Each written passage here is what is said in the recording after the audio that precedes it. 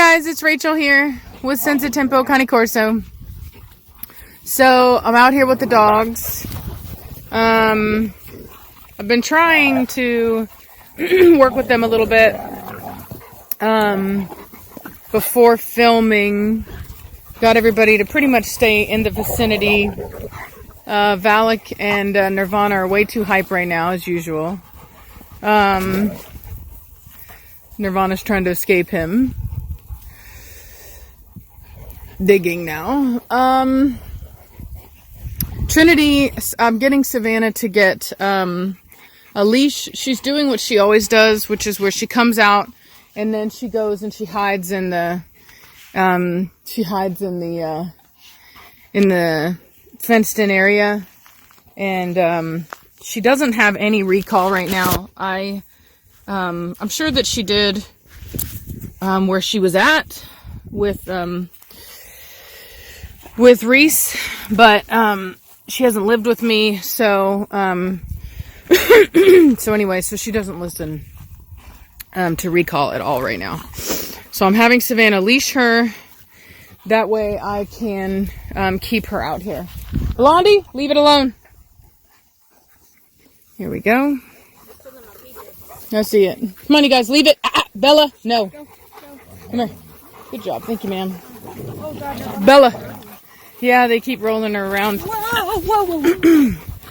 Cut it out, Trinity.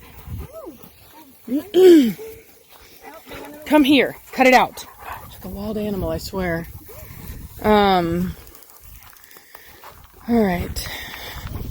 Yeah, she got too hyped and tried to go after the puppies. So we've got a digging festival here. Cut it out, you guys. Quit. What I'll probably do is actually put her leash on this pole right here. That way she can't go anywhere, but I don't have to hold on to her the whole time. And that'll force her to have to interact. To have to be here, that's for sure. I don't know about interacting, but she'll have to be here. Mad Mortigan! Come on, puppy! Not a bad looking dog.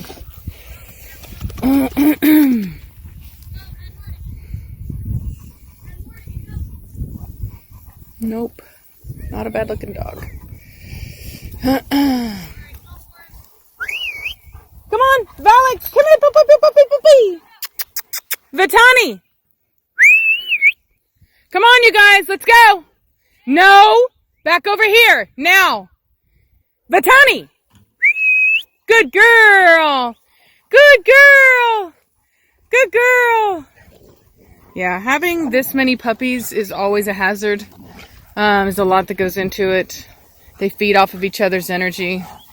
Vitani's finally putting on some weight, looking really good. She has pretty fast metabolism, so I have to feed her quite a bit to keep weight on her. But she's a pretty hyper dog. Well, I will say both her and Valak are pretty dang hyper. So, my God, look at Batista rolling. Look at him rolling. What are you doing? What are you doing, Batista? Rolling around in the dirt. Oh, here we go. Let's see what happens. So I thought for a second there that Blondie would correct them because their energy's too high. But we'll see. Maybe not. Valak has really started to come into himself. He's getting quite a bit bigger. And looking really good. Vitani, I don't think is going to be a very big dog. I don't think she's going to be tiny or anything, but I don't think she's going to be very big. But having said that, I didn't get first pick female at all. This particular litter was a really special litter, and the breeder kept the best dogs, like the pig puppies. Valak, no sir, we do not chew on people's leashes. He's like, I'll let you go. And he's going to chew on the tree itself. So anyway, but yeah, everybody's doing well. Trinity's been doing fine. She definitely has been, it's a learning curve, obviously. And she is just, like I said, because I didn't raise her, she's not very responsive to me right now. So that's something that I'm going to have to work on with her. But I will say her structure is getting a lot better. Her top line is actually coming down. She did have a pretty roach top line. But my dogs, for whatever reason, out of Preacher and Cashmere, they do that. They don't all simmer down as far as the top line's concerned, but some of them do. And it's not near as bad as it was.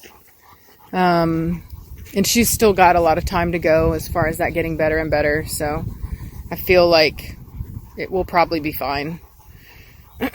So, and I have a lot of really good top lines in my program right now.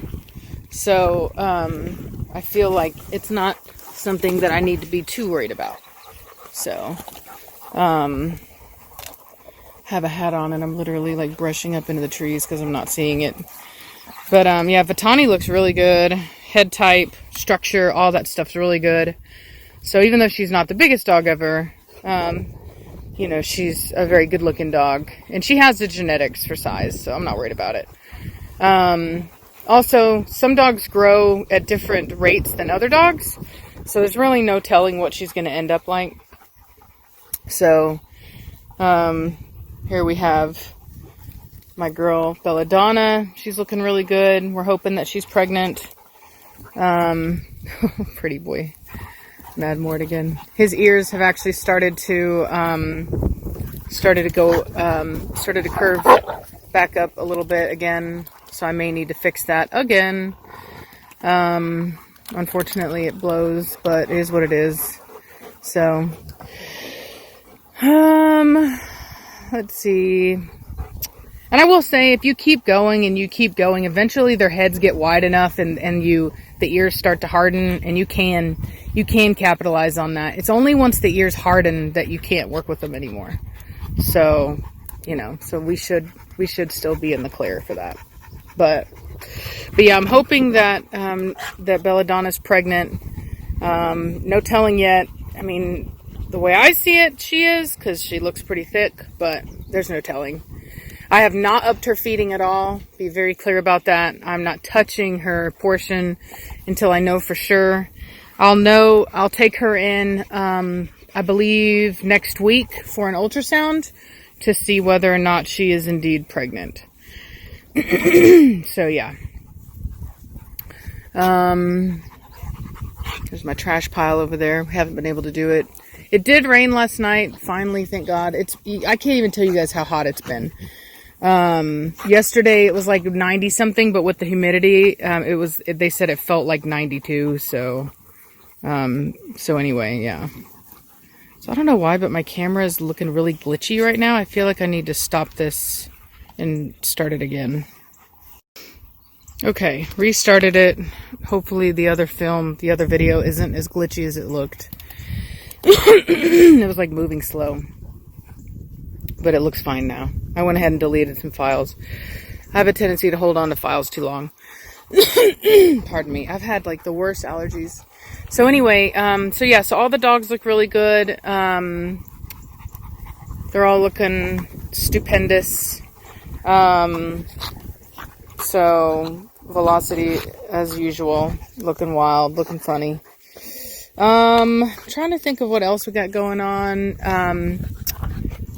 We got Pascal's ears done. He's probably going to be leaving around the 7th. Preacher, get out of it, dude. It's not yours anyway. Out now. You will never hit that, dude. Never. That will never be yours. Not ever. Now go lay down. Whoop! There goes my hat. Jesus says, don't you be mean to my preacher. I'll take your hat right on off. Alright. So... You're a pretty boy. You're a pretty, pretty boy. At least they don't lay like right on top of his head. And I will say that whenever he's relaxed, they do kind of come back up. You see how that one's kind of coming back up? When he gets, his head widens, that it may fix itself, but just to be on the safe side. Because I may want to show him. If he ends up being as nice as his father, pardon me, I will want to show him. My intention is to show most of these dogs, actually. In fact, Batista has really been maturing lately into himself. He's really been filling out a lot. And And I've actually been considering showing him too. It's, you know, they have to be able to show in the American market, you know what I mean? And pardon me, what wins in the American market is not always what wins in the European market. So that's why I don't always talk about showing all my dogs. Not to mention that the show community tends to be so brutal and judgmental that for me, since I'm already highly scrutinized, the last thing I want to do is put out a dog that everybody's just going to talk crap about. I'd rather put my best dogs out because they're going to talk crap anyway, but I might as well put out a dog that it's harder for them to talk crap about. So anyway, so I guess that's just kind of where we're at. Everybody, like I said, everybody's doing really good. I'm going to do a separate video on a topic that, that I think there needs to be a lot more, talk on, you know what I mean? Because there's a lot of people that talk about it that really have no idea what they're talking about. Particularly because, yeah, I saw you, girl. Particularly because most of them are not actually breeders. Sorry, she was getting out of that collar. And so anyway, no, get down. Nah, chill up. So anyway, hey, Velocity, get out of that. Get back over here now. Come. Hurry. Good girl. Hey, good girl. Good girl. So I did a lot of gardening yesterday too. I want to show you guys. I'll show you guys later, but it looks really good. I added, I had planted some gardenia bushes in my yard that I had planted somewhere else and they didn't do very well. Trinity? No. Trinity. Listen. No. And anyway, Trinity. Shh. Cut it out. Trin. Listen. And so anyway, shh. Shh. Hey. Cut it out. Cut it out. So anyway, my chickens, I also had a small crepe myrtle tree. Remember the ones that I had by the stairs and then the dogs destroyed? Well, they came back up this year just as these little tiny sprouts, basically. And one of them I moved in front of my garden. That one's doing really good. The other one I moved into the yard and closer to my garden, and the chickens got to it. So I uprooted it yesterday, and they had these crepe myrtle trees at, they're different than the ones I have. The ones I have are more bush-like, although you can train them. And I did prune my big crimson red one, that's in that rock circle. I did trim that one to try to be like a tree. I don't know if that's going to work. I didn't, hopefully I didn't kill it, but I mean, it's still alive, but I did do some pretty intense trimming on it. So hopefully it doesn't look like crap. But I watched a tutorial from a guy who actually created that crepe myrtle on how to make them look more tree-like. So, anyway, so I did that. And like I said, I bought these other crepe myrtles that are like trees. They get to like 25 feet in height. And, so I bought 4 of them. They were at Home Depot and they were just horrible. They kept getting knocked over and they were just in pretty poor shape. So I got them for 25% off each. And so I, planted those. They look really good. They're doing very well. So I uprooted the gardenias. I uprooted the old crepe myrtle that didn't make it. And then I also made a new hole in my yard, which is fun. Because I have like most of my ground is like solid limestone within a couple inches under. But every now and then you find a spot that goes down pretty deep. Where the rock just, is broken up or whatever. And there were a lot of trees on my property in the front before we put the house on. So a lot of them were pulled up. And so I basically utilized those holes, for my new stuff. So that's what I did. Really excited. So I have 4 that are going to be very big, nice crepe myrtle trees in the front. It's going to, like I said, I'm honestly, I'm freaking jealous. This property is going to be gorgeous whenever I leave. So anyway, and we do have some family stuff going on where I'm definitely not going to be leaving, until probably next year. As much as I want to leave as soon as possible, we've had some, not with me, but I've got some immediate family that just kind of needs me. I can't just leave right now. And so anyway, so I want to be there for my family. And so anyway, so it's going to be a little bit, but just gives me time to continue getting the property ready and all that stuff and save up. In fact, because of that, I've decided, a lot of people ask me how I'm going to move. And I was really thinking about that because, I mean, I'm the type of person where I will make a decision and figure out how to do it later. And it always works. Don't get me wrong. I always find a way, but I'm kind of, that way. And so I thought about it, and I've been wanting to do something where I can travel with my dogs. I don't like leaving my dogs, and obviously the last time when I went to Europe, it didn't work out too well. So what I'm going to do now that I'm going to be here for a while is I'm going to purchase a diesel truck. I'm probably going to purchase like an F350 and, like a used one, you know what I mean? One with the 7.3 motor, the rock solid motor. And then I'm going to purchase hey, baby girl.